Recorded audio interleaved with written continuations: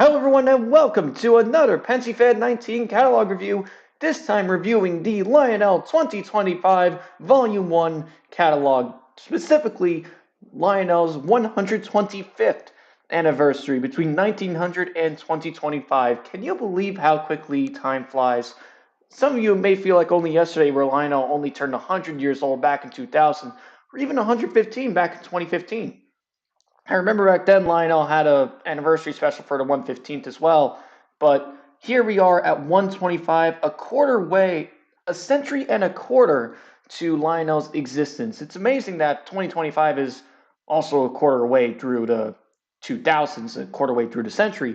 So for this massive celebration, a quarter way through, you know Lionel is going to have a lot of good stuff. This is usually a big time of the year where Lionel showcases all their newest models and renderings for all the latest and greatest that they will have to offer in the coming months or years. And we all can't wait to see what they're going to have. Very unusually, we don't have any one particular locomotive on the front of the cover. It's just a Lionel 125th medallion that seems to have stuff like leaves on the side, tracks that are integrated as well. And the thing with these anniversary catalogs is that they might have a few pages that are dedicated to Lionel's history, seeing that it's a big anniversary year, maybe within here. But with all that said, I don't want to keep you all waiting any longer. Let's see what this catalog, this special anniversary catalog, has to offer. Table of contents, message from the CEO. If you want to read any of these pages further or a little bit longer, feel free to pause the video. Yep, here are a few pages that go over Lionel's history, evolution of Lionel, going over the different logos over the years. Interestingly, nothing from 1900 to 1908. And then we have this nice little timeline going over key events, or at least what happened to Lionel within a particular decade, and that is a nice addition to have in there. I'm also glad that they covered the Golden New York Central Hudson in here, since that is one of my personal favorite models that Lionel ever made. They made this in celebration of the new millennia in 2000. And also included in here is the Polar Express. I forgot to mention that earlier, but right around now is a great time to be Lionel because not only do you have the 20th anniversary of Polar Express in 2024, with that being one of the most influential model train sets in Lionel's history, in model railroading history, but right after that, the very next year, the party keeps on going with the 125th anniversary of the company that made all of those model trains of the Polar Express. So what a great way to be celebrating as Lionel right now. So with all that said, let's get right into what this party has in store. And starting off, we have the 700E J3 Hudson. This is one of my personal favorite Hudson models out there. Lionel made a lot of different Hudsons, ranging from post-war to Lion Chief to, I guess, the 700E. But this right here is my personal favorite because it is the closest and most accurate version we have to the real life New York Central Hudson. It just looks so nice, and I don't think they've released it ever since the 100th anniversary edition in 2000. So I also apologize if I'm not right with all my details or if I rush a few things. I'm running on a little bit of low battery down here, so I'm trying to get in as much as I can within a watchable time frame. So let's see. Very interesting. So, whereas Lionel had the Golden Hudson, we now have the Golden Commodore Vanderbilt as part of the 125th anniversary. Very nice addition for Lionel to add to its collection. And of course, we have a particularly interesting Lionel 125th anniversary Commodore Vanderbilt Hudson down here.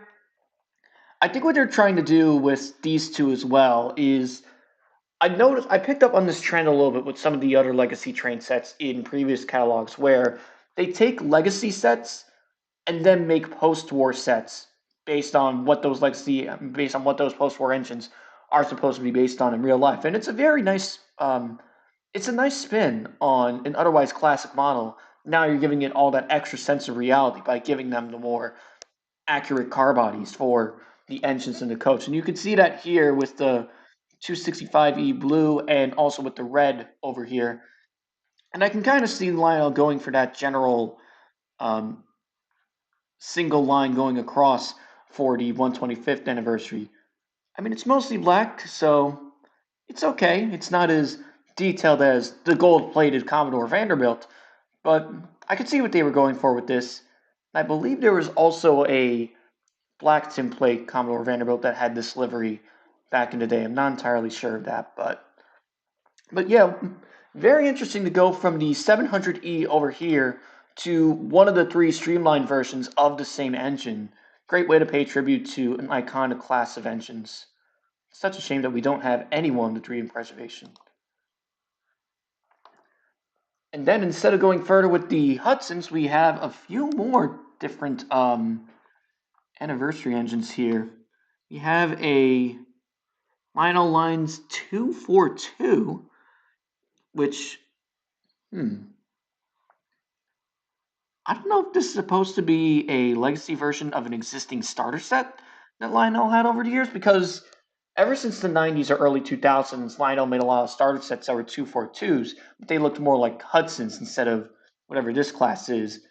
And then up here is a very interesting rendition of the S2 turbine, in which the tender looks like it's probably O scale, but the engine itself, I'm not entirely sure if it's as accurate or detailed as the real life counterpart or even previous renditions of the S2 by other model train companies.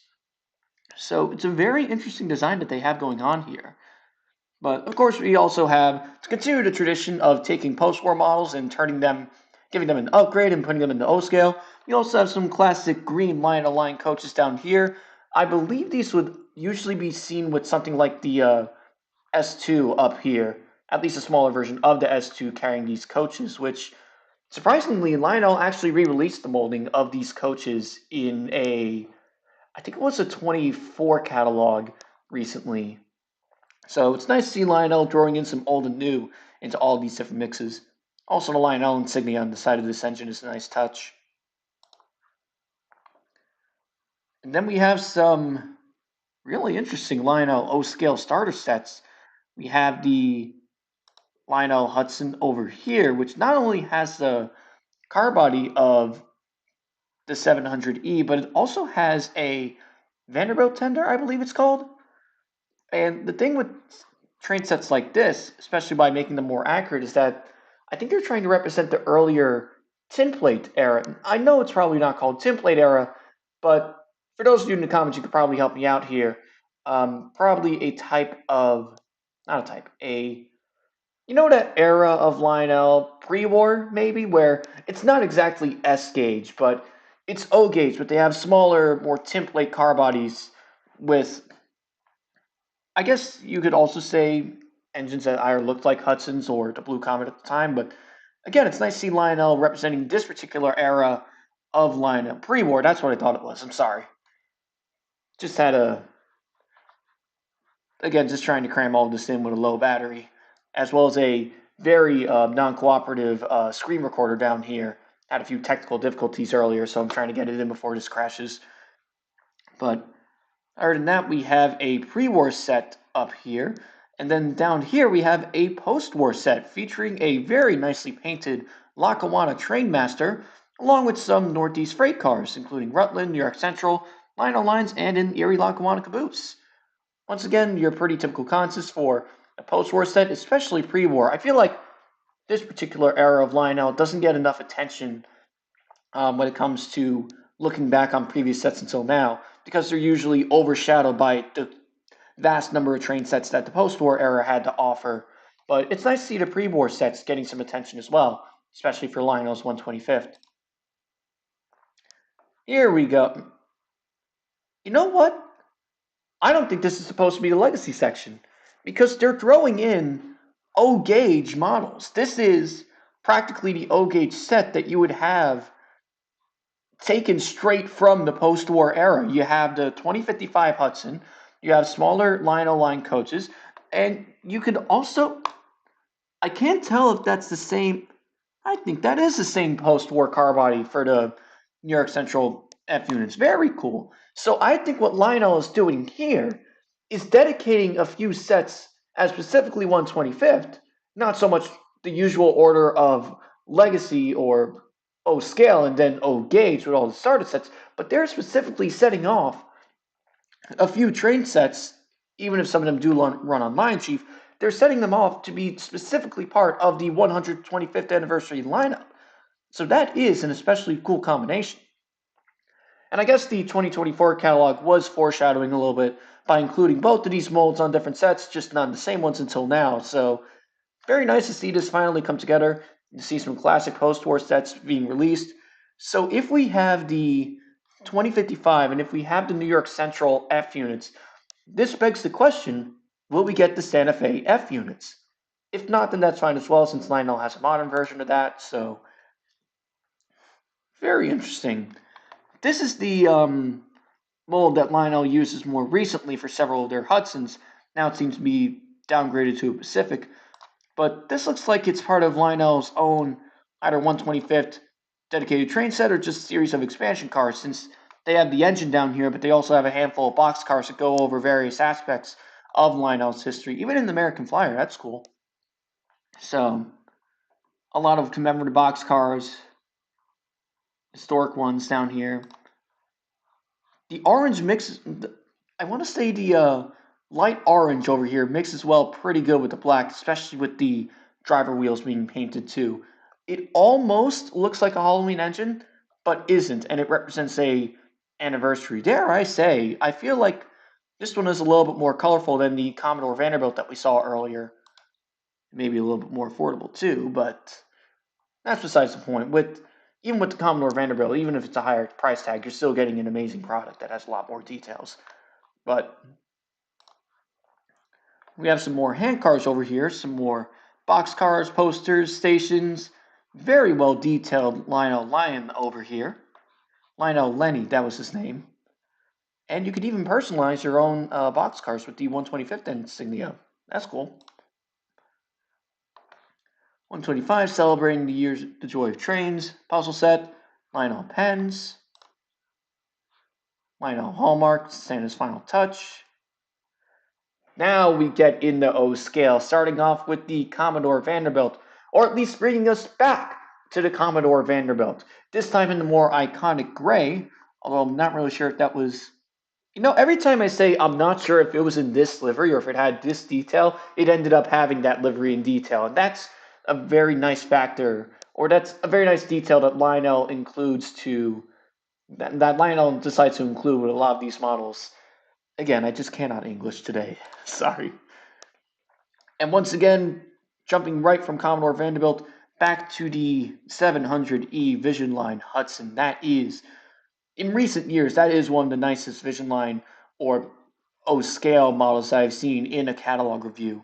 Even if it's a pre-existing model, it just looks so good. It's so detailed with everything along the boiler, the handrails, the valve gear, the running plate, just everything about it just makes this particular model one of my all-time favorites. And we have some more 700Es. I believe Lionel released something about the 700Es a few months ago in anticipation of the 125th, and it should be available on their website as well. But we have a few different Hudson numbers down here. One with a larger tender and one with a white stripe over here. That's pretty interesting. I assume this is probably the earliest version of the Hudson, or maybe the builder's photo, if I remember correctly, when they were first built.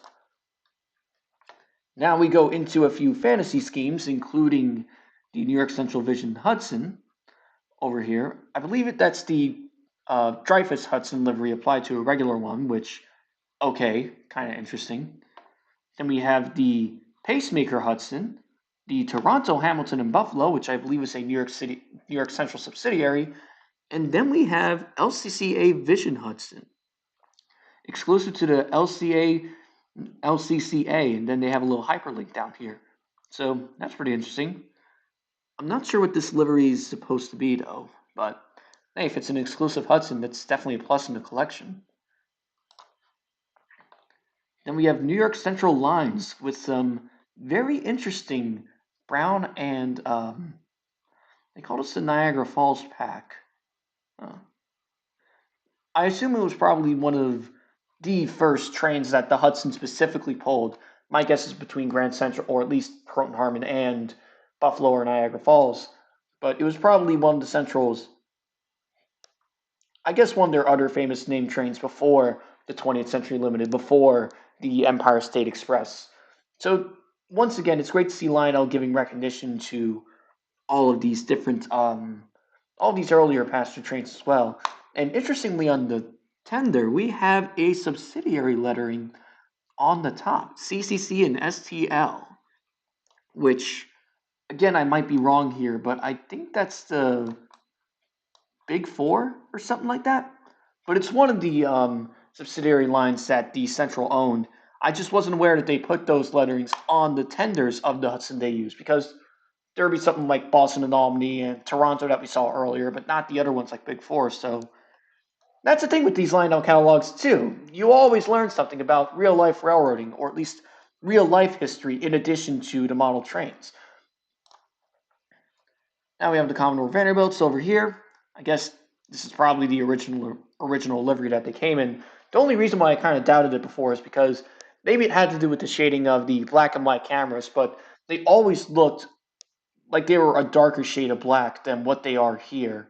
So maybe that affected my perception of what they were supposed to look like. But with that out of the way, let's see what else they have here. We have another Hudson set. There we go, the iconic 20th Century Limited.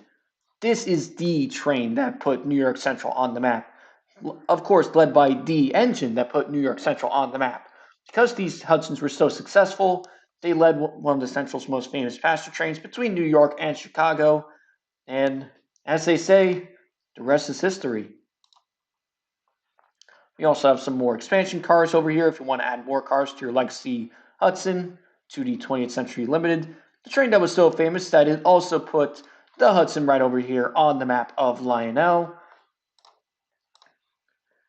And now we have some Gevos, starting off with the Florida East Coast, specifically their newest livery, which I believe was part of their integration into Ferromex in recent years. You could also see the Grupo Mexico logo on the cab.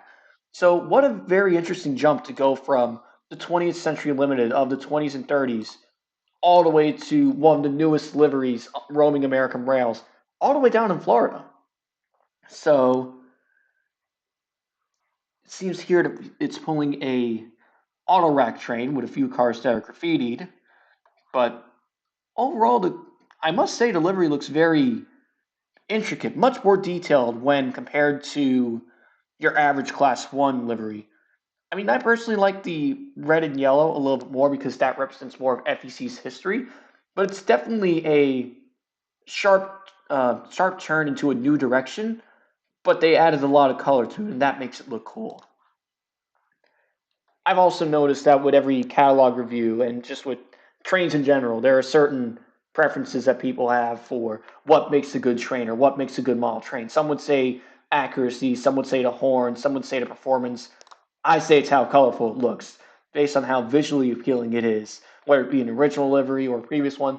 And I guess in this particular case with Lionel 2, it's a matter of how historically accurate they are and whether they're highlighting a lot of lesser known time periods, which Lionel does an absolutely amazing job of doing within these past few years. Now we move on to Legacy, the classic internal diagram of a Legacy engine. I think this is supposed to be something like a Southern Pacific 484, if I'm going to judge based on the tender and headlight. Could be wrong though. And then we have some more Penzi editions with a whole lot more S2s. I feel like these look a little more accurate, or maybe it's the same mold. Maybe it's just me. We have the 6200 as built, 6200 with smoke lifters, and a very nice Lowy inspired scheme for the S2. This is really nice because the S2 is iconic in itself, even if it was an experimental turbine engine that was kind of late in the days of steam, but it didn't have the Lowy livery over here, and that just makes it look so incredible. Same thing with all these liveries here too. You have the Tuscan red livery for the Pennsylvania Railroad over here, another great addition. And then we start going into the fantasy orders with Chesapeake and Ohio, Southern Pacific, and Baldwin Locomotive Works. I mean, I can kind of see why they went for SP and Chessie, seeing that they applied those fantasy liveries to other engines recently. But my personal favorite of the bunch is probably going to be the Tuscan Red or the Lowy inspired scheme. Probably Lowy because it blends in with the Smokebox store better. But yeah, great models overall. Glad to see that Lionel is bringing back one of their most iconic post-war, and two of their most iconic post-war engines. You have the Hudson with the 700E, and now you have the Penske S2 over here. Not included in the post-war era are the Heislers. Nice to see some logging railroads get some recognition as well. Over here we have Blue Jay Lumber, Clearwater Timber, Juniata Railroad, Middle Fork Railroad, Weyerhaeuser Legacy, and U.S. Signal Corp's Legacy. This is a pretty interesting railroad. The A6 from the, is that the Milwaukee Road? I remember hearing the A6 class name somewhere, but I'm not entirely sure who originally owned it but I'm not really sure if I'll have a good idea of who initially did because, once again, as part of Lionel's tradition of being accurate, they fitted the front of each smokebox door to be a little bit different based on the railroad that had them. So the Ann Arbor Atlantic has a different smokebox headlight position when compared to Santa Fe, and that's different when compared to Erie. So again, it's little details like that that make up all the difference when it comes to accuracy. So if there was ever a type of model or if there was ever a class of engines included in a catalog that showcases how Lionel takes railroad specific details into account for the same class, this is definitely the example. Way to go, Lionel. Next, we have Legacy Diesel, which is your standard SC40-2. So many railroads own them that I'm not going to try to guess what railroad this originally was.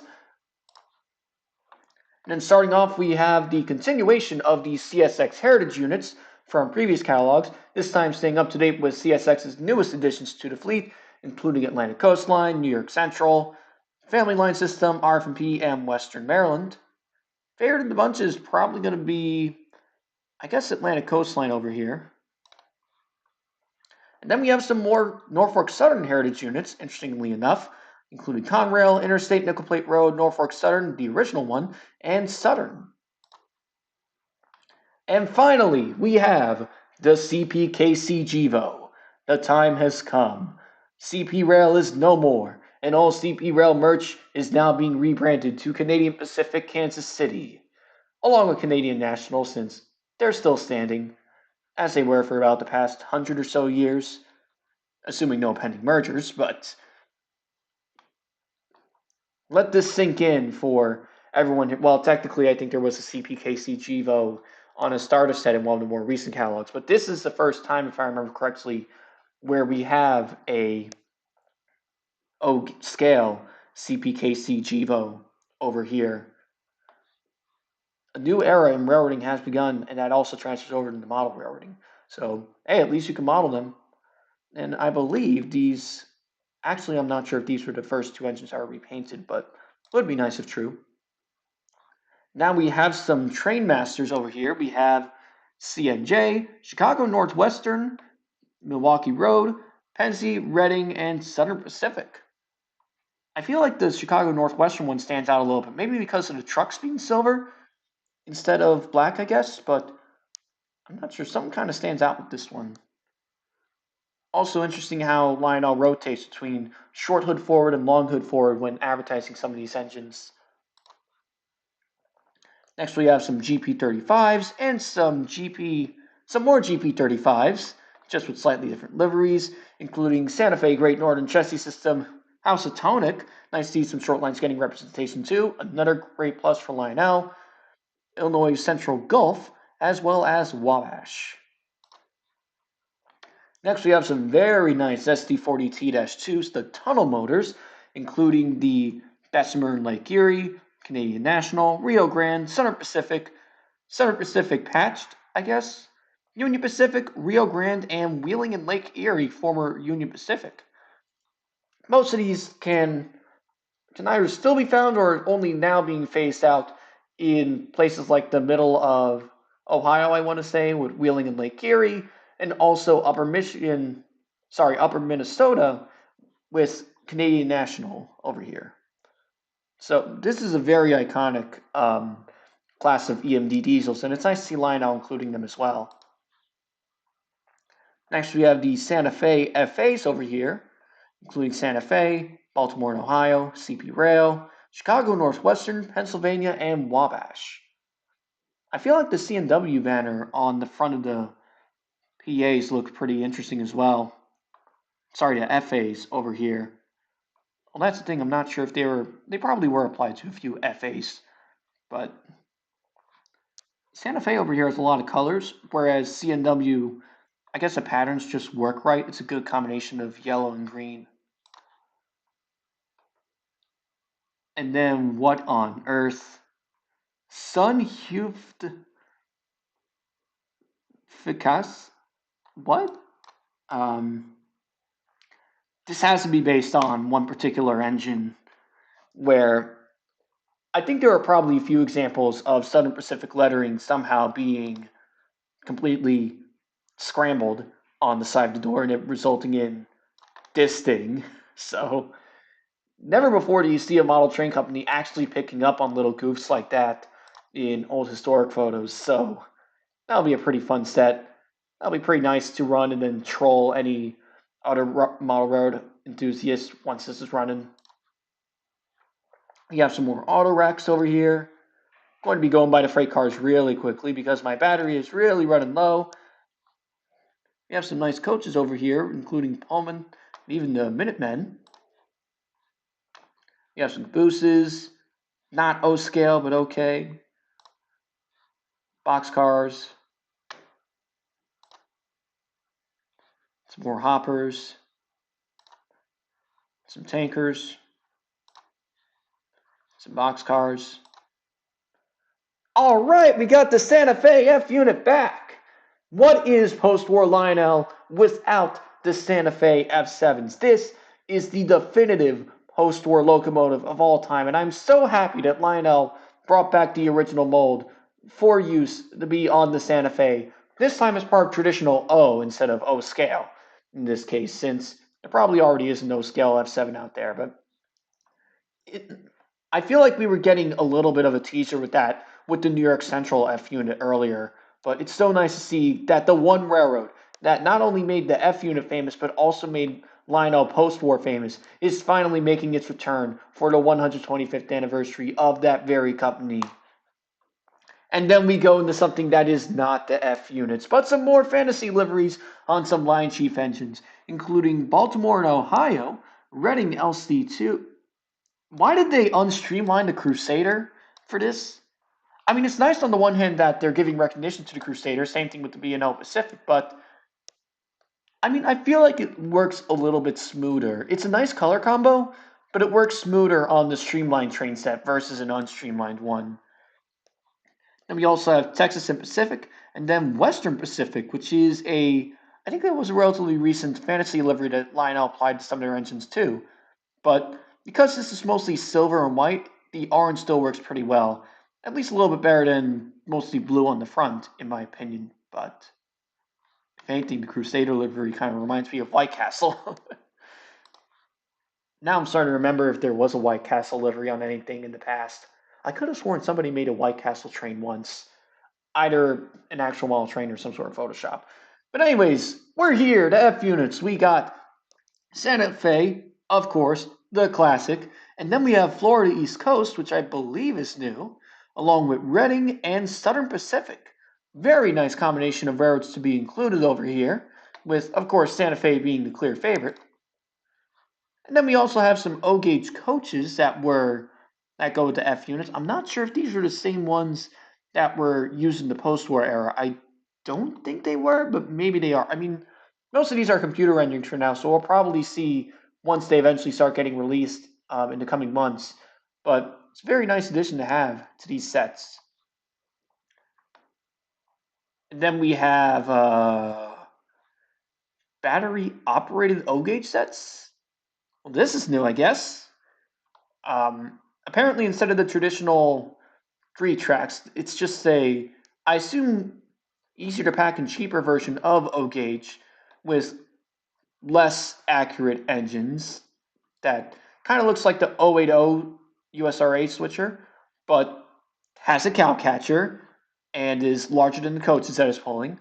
I can see where they're coming from with the basis for the coaches and the caboose, but yeah, this kind of took me off guard for a second. I wasn't aware of any because sometimes you would see battery operated train sets from Lionel in like the 2000s for G gauge, but never for O gauge. So I don't think you're gonna have too much. Oh no. Well,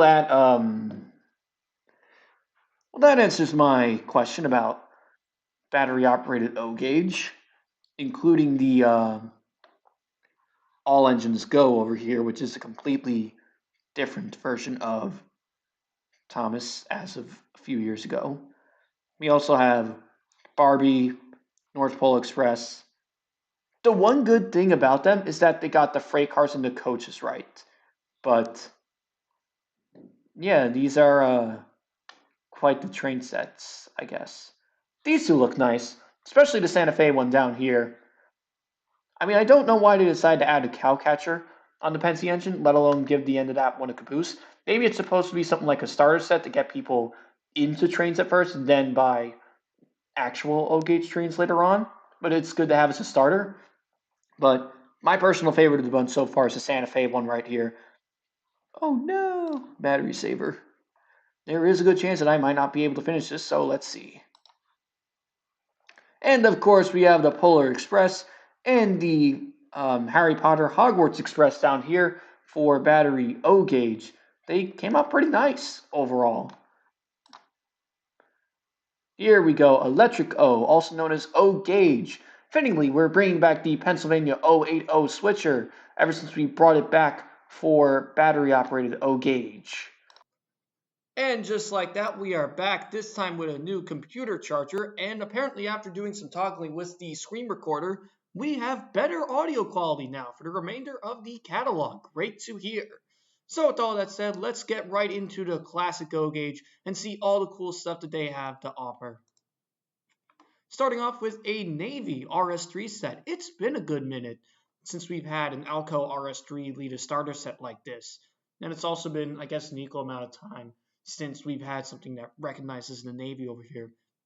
Also notice how the side of the engines is 1775 instead of 76, probably highlighting how the Navy was established before the formation of the country itself, which is a very interesting fun fact.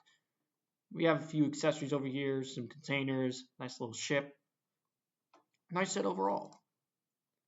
After that, we have a very standard Pennsylvania 080 starter set.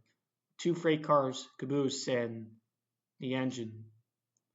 I've never seen this much white space in a Lionel catalog before. Usually there's either another set below it or another expansion car that you could add, but this feels like it's, in a way, kind of like a liminal space train set. It's just the one small train set in a white void, I guess. Man. Still a good set.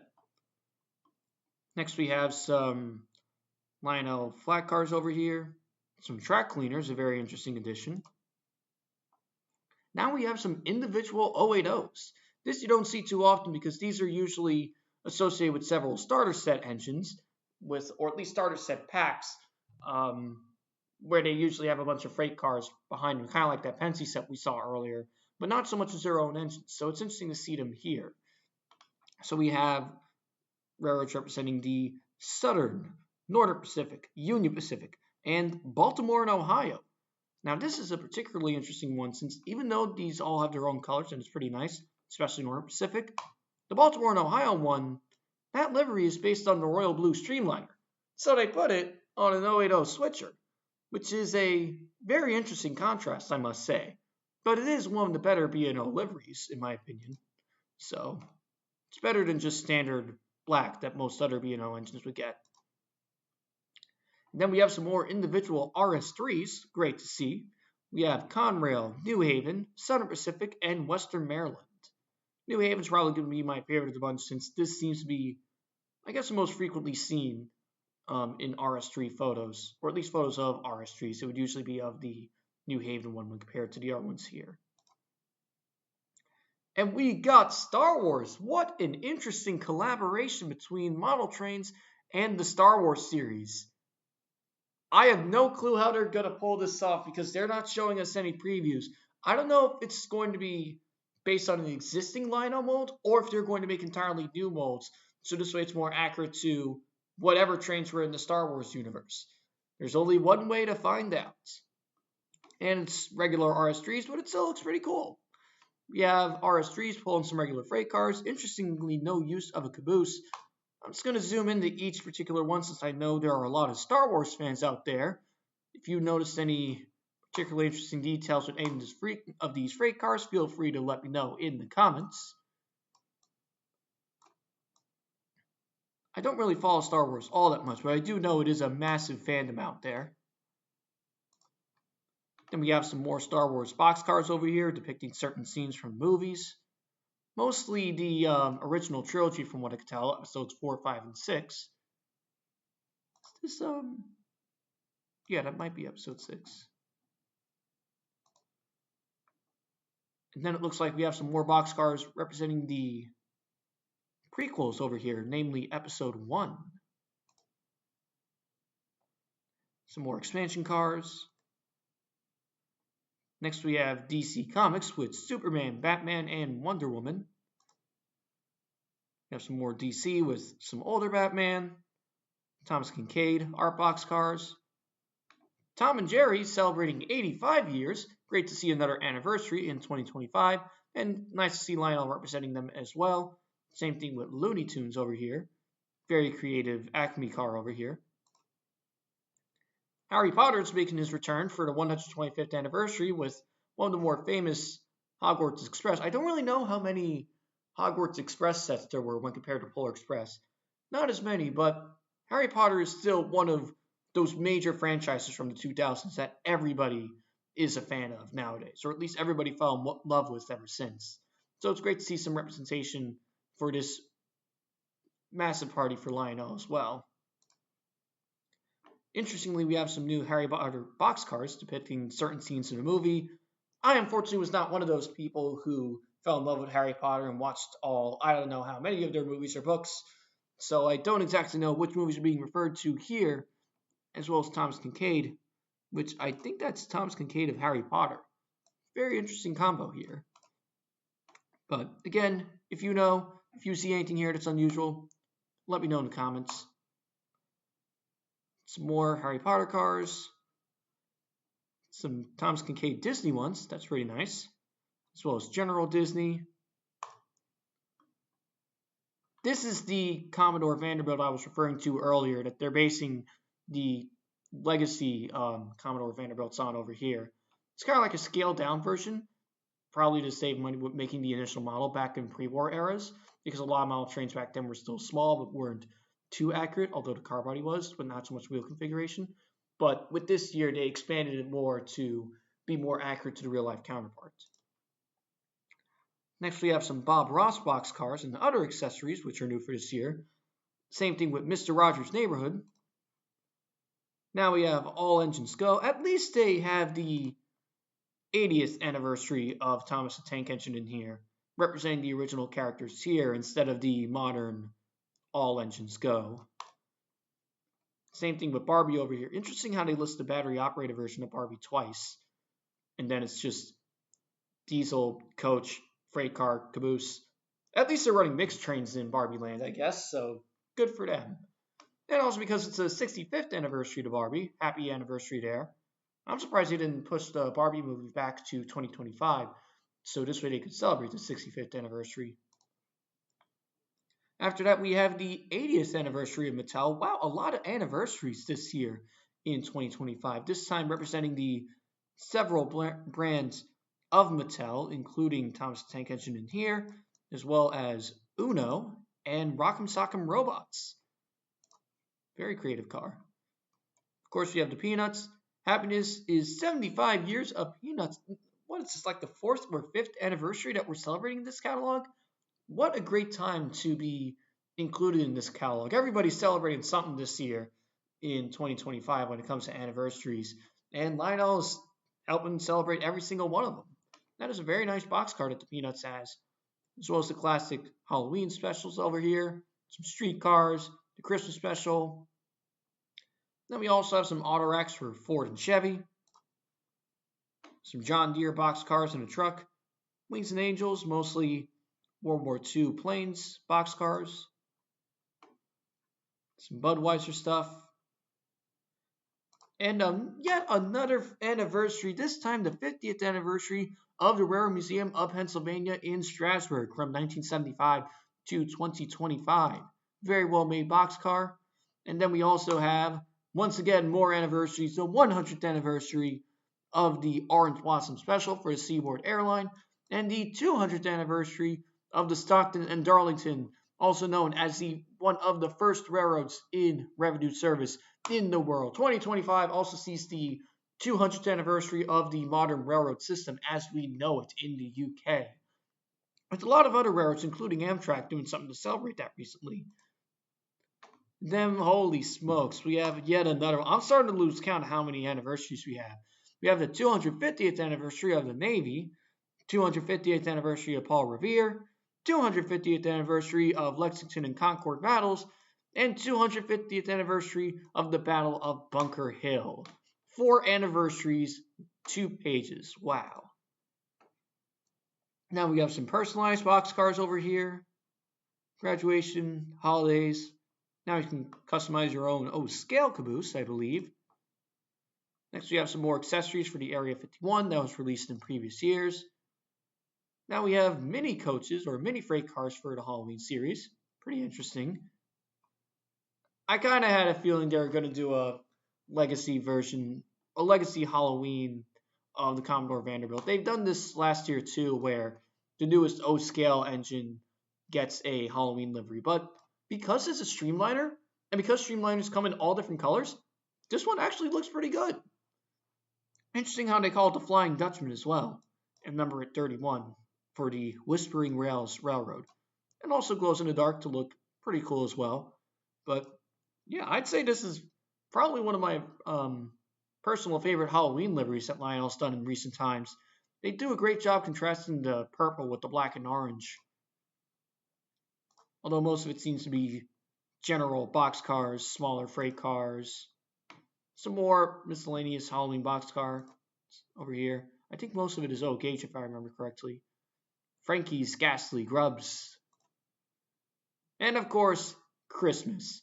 Starting with the Peppermint Railroad, which kind of looks like the Pennsylvania in a way. But instead of a keystone, it's a circle. Very well done. And starting off, we have the Polar Express Commodore Vanderbilt. Once again, this looks very nice.